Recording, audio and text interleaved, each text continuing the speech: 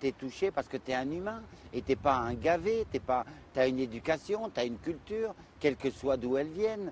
T'as quelque chose qui fait que tu te rends compte qu'il y a une injustice sur Terre, une fracture terrible. Il y a déjà une injustice culturelle et artistique. Il y en a une autre qui est monétaire et puis de foyers, de maisons, de terrains. Je te dis, tout homme devrait naître avec un terrain et la maman donnerait les rideaux, le papa les outils, l'enfant apprendra à construire une maison. Tout ça, ça disparaît. Ça te fait des hommes robots. Ça. Même les SDF, ils sont robots. T'as vu ce qu'ils encaissent? T'as vu comment ils sont dans quel état? Et ils vont encore durer 10 ans comme ça. Un jour, ils tomberont, on n'en parlera plus, on ne saura même pas qu'ils existent. Il y a un truc horrible de culture fait par les médias et tout ce que tu sais, les fenêtres de HLM, de la télévision, là.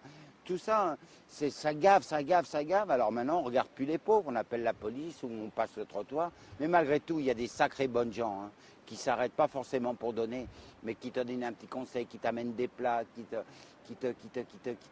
qui finissent par te sortir de tout ce plomb où tu baisses les yeux. Pas parce que je suis miséreux, je ne le suis pas, mais parce qu'il y en a d'autres qui gagnent pas ce que je gagne en faisant la manche, même en touchant ma pension.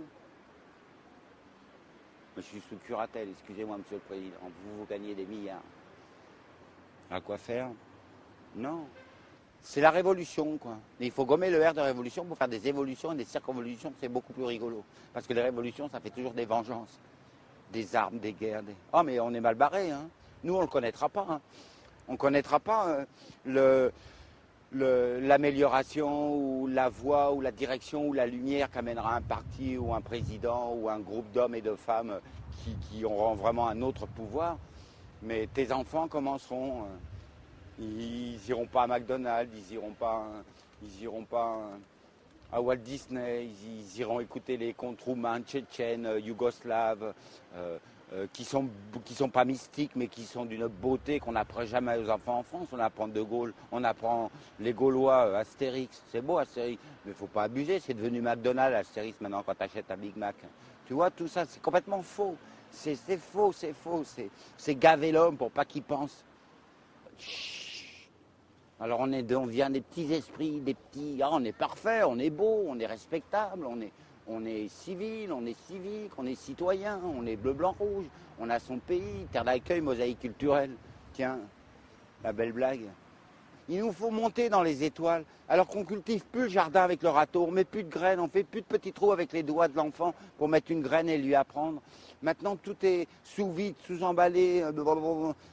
Où maintenant, tu vas en province, tu verras encore des grands-mères qui font le jardin, où il y a encore des gens qui amènent les légumes à leurs enfants à Paris. Il y a encore des tas de belles choses. Mais tout ça, un jour, on te le fera payer. Comme on fait payer le regard au SDF quand ils demandent une petite pièce. Tous ces gens nickelés, propres, brillants, sentant le parfum ultra chic. Mais ils te pompent les yeux quand tu leur demandes une petite pièce, ou même un renseignement. S'il n'y a pas un foyer ou un truc, ils t'envoient balader. Enfin, c'est un peu l'amalgame, mais il y a une injustice culturelle et artistique de consommation qui est horrible, qui est horrible. Il faut faire une armée d'humour et d'amour avec les enfants que vous aurez et les spectateurs que vous êtes. Une armée d'humour et d'amour.